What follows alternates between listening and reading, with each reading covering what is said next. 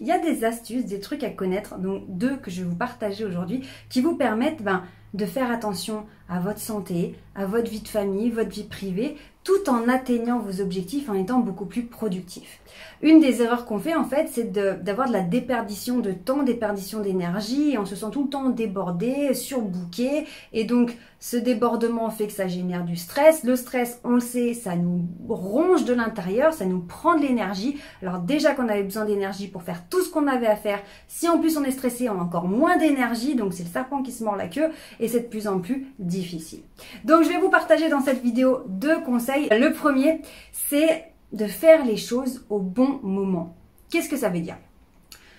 Notre niveau d'énergie n'est pas le même entre le matin et le soir. En fait, on a donc une énergie qui est là en fonction de notre sommeil, de notre alimentation, de notre état émotionnel, etc.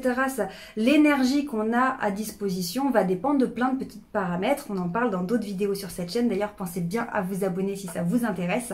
Et en fait, c'est très important qu'on apprenne à manager cette énergie, à gérer cette énergie qui nous appartient. Pourquoi? Parce qu'on a des moments, on a des pics d'énergie, on va être focus, donc concentré, vraiment intéressé par ce qu'on fait, très performant. Et c'est à ces moments-là qu'il va falloir faire les tâches les plus difficiles ou les plus importantes. Et à des moments, on aura des baisses d'énergie. Tout le monde le sait, quand on arrive proche de la pause déjeuner, on a une baisse d'énergie 1 heure avant parce que on n'a plus assez de sucre dans le sang, on n'a plus assez de carburant et donc le cerveau il a plus de mal à fonctionner et donc c'est un moment où on est en énergie basse. Et puis on va manger, on va se restaurer, on reprend de l'énergie, mais si on a pris un déjeuner un peu copieux, là encore ça va nous mettre un coup de barre, un coup d'énergie basse parce que là toute l'énergie du corps est focalisé sur la digestion, donc il y a l'estomac, les intestins, donc c'est de l'énergie en moins pour la réflexion logique par exemple, ou la créativité, ce genre de choses. Donc là c'est très important ce premier conseil, si vous voulez être beaucoup plus performant, beaucoup plus productif, c'est de placer les tâches importantes, celles qui vous demandent beaucoup d'efforts, beaucoup d'énergie, eh bien dans les moments où votre énergie est haute. Okay, je vous donne un exemple. Moi, quand j'ai besoin d'être créative, que je cherche par exemple des sujets de vidéos, que j'ai des choses à créer, je le fais le matin quand je me réveille. Et c'est même au moment du petit déjeuner, c'est le moment en fait où je me réveille et que j'ai accès à cette créativité et ça coule de source, ça va tout seul. Un travail que j'aurais mis 1 heure, 2 heures à faire de production, là ça va me prendre 20 minutes. Parce que c'est le moment où je suis dans l'énergie créative, au moment où je me réveille le matin. Et d'autres, ce sera le soir, ce sera l'ambiance du soir, d'autres, ce sera d'autres moments. Moi, c'est le matin, je suis en train de boire mon café, boum, les idées coulent toutes seules. Et depuis que je respecte ça, je suis beaucoup plus productive. Si je m'acharne à le faire à 14 h quand j'ai mon coup de barre, ça marche pas. Et donc, du coup, je m'acharne, je me fatigue, j'ai l'impression d'être nulle parce que ça marche pas, c'est laborieux. Alors que si je respecte ce timing de mon corps, de mon fonctionnement, c'est fluide, c'est cohérent, c'est naturel et ça marche super bien. Donc vous voyez, c'est vraiment à quel moment je suis concentrée, focus, j'ai ma plus haute énergie. Est-ce que c'est à 9 h le matin, de 9 h à 11 h, c'est là où je fais les gros dossiers parce que c'est là où j'ai le plus d'énergie?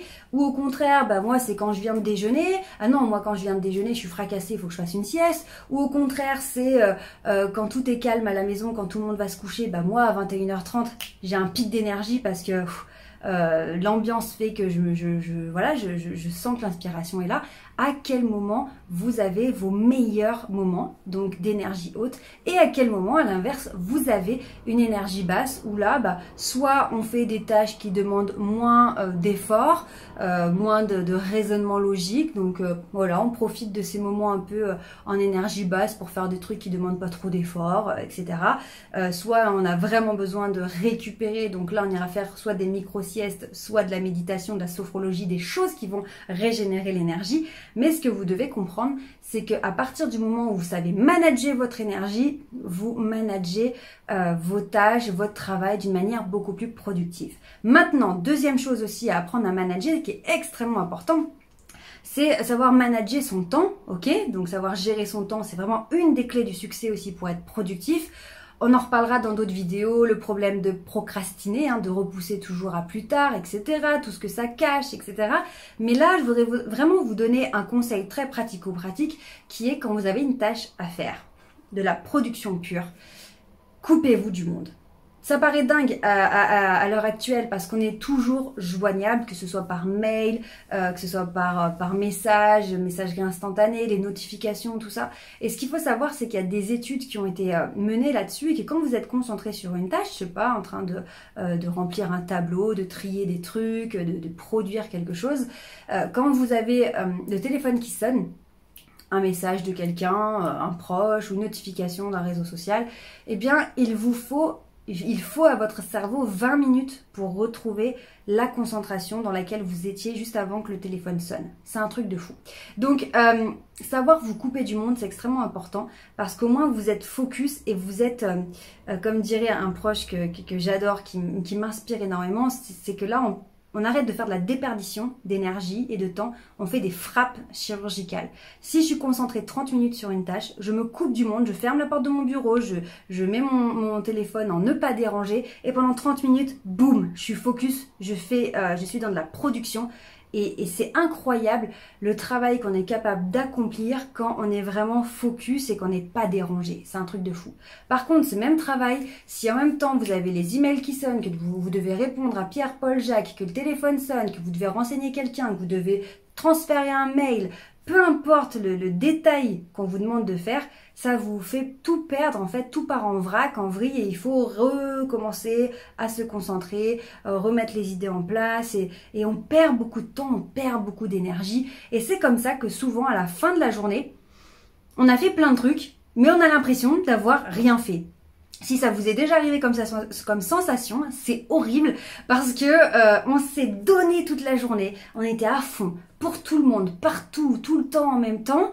On a fait plein de choses, hein, puis on a l'impression d'avoir rien fait parce que on a été totalement à chaque fois déconcentré, déstabilisé et à chaque fois on essaye de rassembler nos idées, nos forces et on perd beaucoup d'énergie.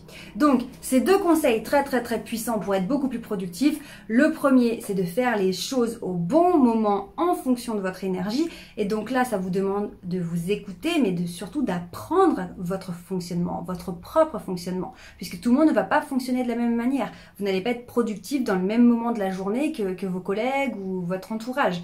Donc, première chose, faire les tâches dans les bons moments en fonction de votre énergie. Et deuxième chose, vous coupez du monde lorsque vous êtes en production, en phase vraiment de produire de quelque chose et que vous avez besoin d'avoir toute votre concentration. Et rassurez-vous, la Terre ne va pas arrêter de tourner si vous coupez votre téléphone 30 minutes. Ça va bien se passer et les gens sont capables aussi de comprendre que vous avez besoin de vous concentrer. Et quand ils verront à quel point vous êtes productif, le travail que vous abattez en ayant toujours une super énergie et en étant super bien dans vos baskets, ils vont commencer à se poser des questions et à vous demander comment vous faites. Je vous l'assure.